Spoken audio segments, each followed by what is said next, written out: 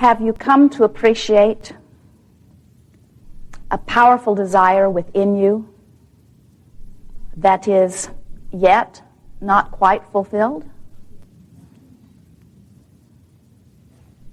When you are there, when you are feeling the pleasure of a new desire that is born powerfully within you, and it has not yet manifested, but it is born within you, and you are satisfied in the incompletion of it, and exhilarated and eager about the unfolding of it, even though it is not yet unfolded. In other words, it is a dream that is alive. It is something that you truly want. When you come to this place that the new idea is within you, and the desire is clearly focused, and the manifestation has not yet occurred, and you are still content in the unfulfillment of it, now you are in this perfect place of creating, where you are feeling contentment where you are and yet eager for the expansion. And it is that sort of feeling place that we're wanting to help you discover little by little. In other words, there are endless processes that you can utilize in order to bring yourself to that place. The reason that it is so important, and the reason that we like to begin there, is because so often we see our physical friends utilizing contrast in exactly the way you've intended when you made the decision to come forth into these magnificent bodies to begin with. You knew that you would be leading-edge creators, and you knew that the contrast or the variety of this time-space reality would be the perfect environment to give birth to the new desire within you.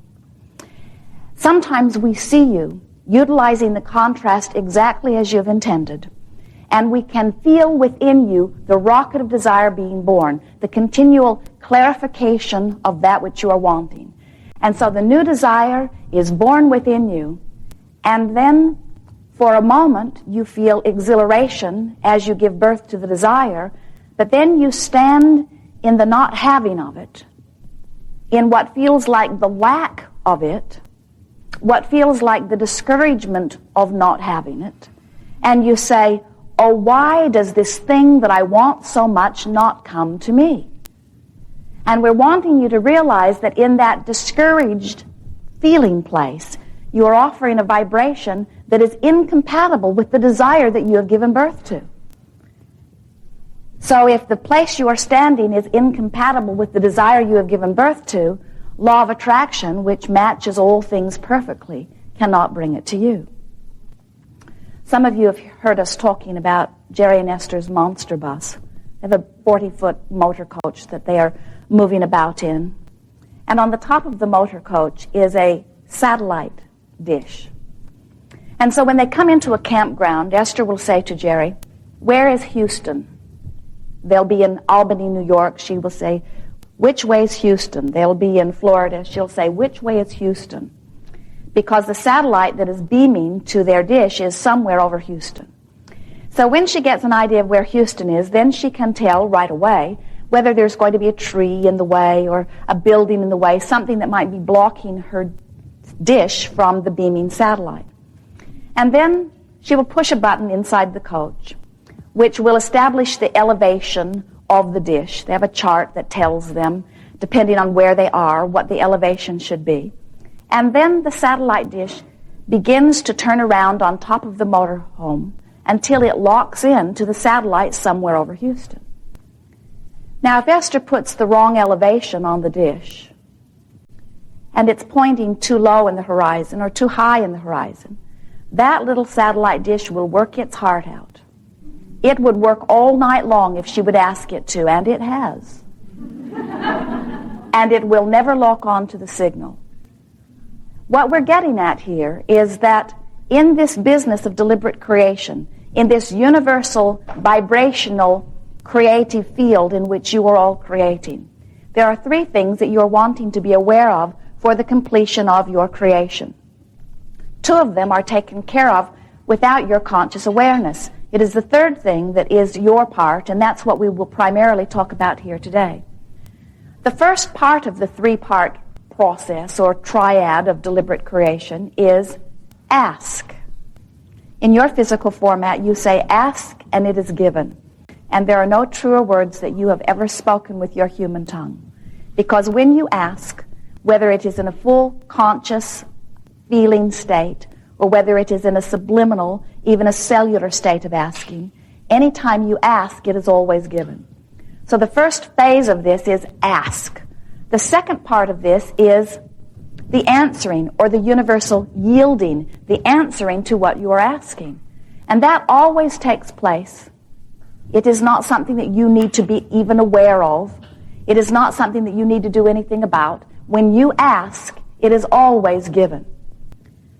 So many of our physical friends then would say, well, if I'm asking and the universe is giving, then where is it? Why is it not happening? Why do I have this thing I do not want in my experience? Or why do I not have this thing that I do want in my experience? And we say it is because the third thing is out of whack. And that is, you must be in the receiving mode to that which you are asking for. And so likened to the satellite, if the satellite is not in the receiving mode, it can spin and spin and spin and spin and spin and spin and spin. It could work all day, all night, like so many of you do. It could put forth endless action and effort. It could put so much effort forth that its bearings would burn out. Some of you have done that too. But unless you are in the receiving mode, your asking and the universal answering is not a personal, gratifying experience to you. And that really is what this workshop is about. For some time we have called this gathering The Science of Deliberate Creation. We think it is a wonderful title because it talks about the ever-evolving understanding of how universal forces work. But we are giving it a new title these days as we call it The Art of Allowing. And today even a more refined title as we say, are you in the receiving mode? Are you letting it in? Do you have yourself set to a vibration that is a match to your own desire? The difference between you and the analogy with the satellite is that the satellite is beaming a signal that you must match if you are wanting to receive it. You know about that with your radio tuners too. Where in the science of deliberate creation, you are the launching of the satellite and the setting of the tuner. In other words, you offer the rocket of desire, which establishes what is desired, but then you must be a vibrational match to your own desire in order for the universe to be able to fulfill it to you. Now let's clarify those words a little more clearly, because the universe is always doing its part. You ask, the universe always answers. That is never a question. There is never someone saying, oh, well, he was asking before, but he wasn't listening, so now let's let him suffer a little bit. Let's let him really know what is important. There is no price to be paid. There is only the vibrational matching, because law of attraction says that which is likened to itself is drawn. So what happens as you are moving through your day-to-day experience, the contrast helps you to establish eternally evolving rockets of desires, never-ending rockets of desires. And your work then must always be, we could say, your work must then always and only be the alignment of your own vibration to your own desire. And it is a wonderful thing when you get the hang of how this works, because the emotions within you are always telling you whether or not you are a vibrational match to your own desire or not. You can tell by the way you feel. The better you feel, the more in alignment you are. The worse you feel, the more out of alignment you are. And so it is really about setting yourself into vibrational harmony with that which feels good. So you'll hear us offering to you some words today, very often. They are the words that we would encourage you to ask yourself on a regular basis, maybe hundreds of times in every day, am I letting it in? Am I letting it in? Letting what in? Letting all that I consider to be good in. Letting life force in. You could call it creative life force, God force. Am I letting it in? Am I holding myself in vibrational harmony with those things that I've identified that I'm wanting to experience? How come this thing that I want does not come to me? And we say the only reason that something that you want is not coming to you is that you are holding yourself in vibrational harmony with something other than what you want. And the good news is that every single time you're doing it, every single time without exception, you are feeling something less than positive emotion when it happens. So if you are asking yourself on a fairly regular basis, 200 or 300 or 1,000 times every day, if you're catching yourself in the act of doing it now, it won't take you 30 days of being aware that you're doing it now to stop doing it now. In other words, once you realize what the receiving mode feels like, it is such an easy thing to hold yourself in vibrational harmony with the well-being that is natural to you. And that is what the science of deliberate creation is about. You are vibrational beings much more than you are flesh, blood, and bone beings. You are more vibrational. You are more electrical than you are anything else. And the way that you read the vibration of your being is through your emotions. Your emotions tell you everything that you will ever need to know about your relationship with your source energy. And we can't think of anything that is more significant for you to be aware of than your relationship with your source energy, because the source energy is life itself. When you are fully connected to and fully allowing source energy, you are the extension of that. You are that blended being. You are allowing the whole of you to flow through and live this physical experience. And in that state of being, eagerness would be your most common emotion.